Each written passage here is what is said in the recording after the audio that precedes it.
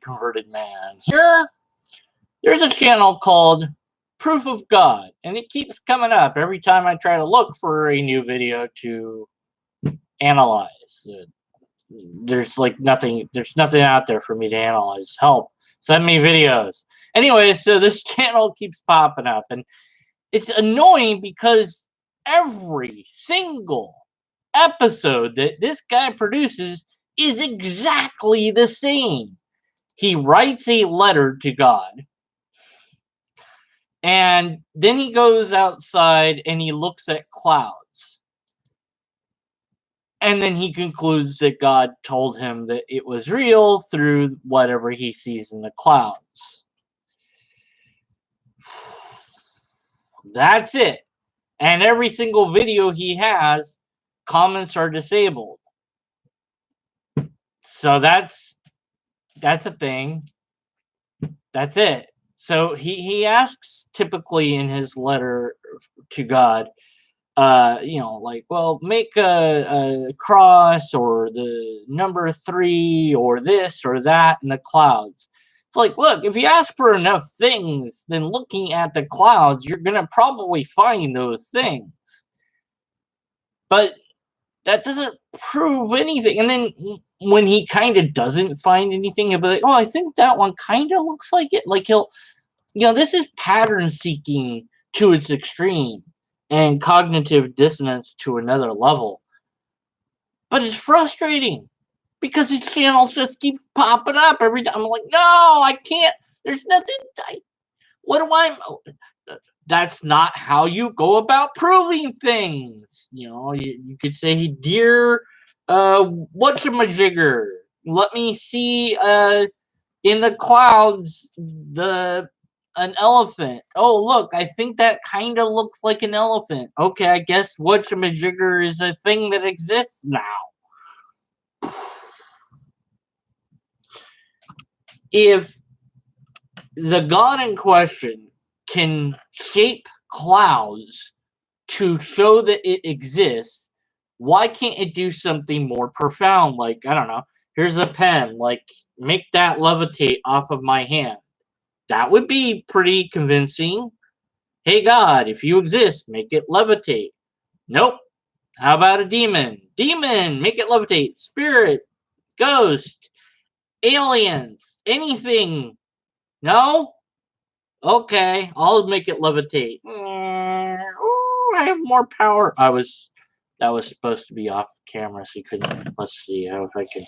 If I hold it there, there we go. I held it way over there. Look, make it levitate. Oh yeah, there it goes. There it goes. Now you can't tell that it was me. All right, so and that he keeps asking for proof. I have to wonder if he isn't really sure that God exists. Because, why would you have to keep asking for proof if you think it's real? It's kind of odd. Wouldn't you just say, hey, prove it once, and that would be that? But to bring it around to myself, as I sometimes do, way back when, and this is an embarrassing story, but I'll share it anyways. When I was young, I wrote the word God in the dirt in my backyard. And then I prayed that, hey, God, if you're real, this will be here tomorrow. I went to bed and got up, and it was just gone. And I don't remember seeing any rain or any wetness or any signs of heavy wind or whatever. So I was like, well, then the only way it went away is because God made it go away. And I was really irritated. I was like, okay, God, now I know you exist because you did this deliberately just to irritate me. So I'm going to have to prove you exist or something like that. And that was that. That was it. I convinced myself that it not being there was proof that God existed. Wow. From a childhood perspective, you can understand that to some degree. But when you hit an adult age, you would think that sort of special pleading would go away. And for some it does, but for others, it persists.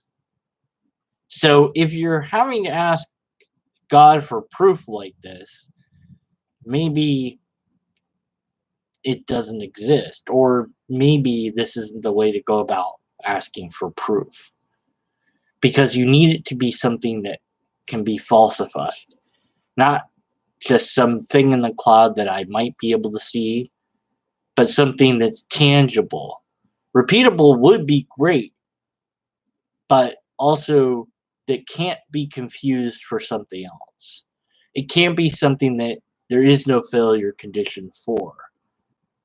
It has to be something where either it works or it fails, and then when it fails, that means something. This is kind of the problem of debunking supernatural claims, because you can debunk one and then the person can have 20 more for you to debunk. And you could debunk all of those and they could still say, well, you haven't debunked this other one. There's a number of miracle claims made by the Catholic Church and others about various statues or paintings or whatever, and none of them have been verified, and none of them have been shown to be anything special. They won't let you test them, of course, so how can you verify any of them? Just saying that it's true doesn't make it so.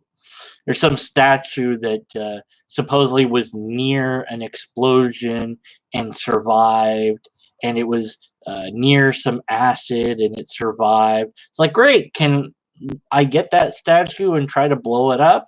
Like, no? Can I dump some acid? No. What do you mean you're not going to let me test it? Of course you're not going to let me test it. And even if I did, it's like, hey, look, I melted it with the acid. I blew it up with the explosive. They're just going to say, well, I guess we were wrong about that one. Or maybe the miracle ran out. The moment that you go try and test it, that's when the miracle stops functioning. Of course, that's special pleading. Anyways, I guess that's it for that channel. Not really a lot to talk about. But I did anyways. So I guess this is a cry for help. Send me videos. Send me something to analyze. Even a website. I don't care what it is. And I guess I have to go look for it myself. All right. Until next time, stay skeptical. Yeah, that's a good way to end this. All right. I can go back to doing it. Oh, the button isn't pressed. Oh, press the button. And then yeah.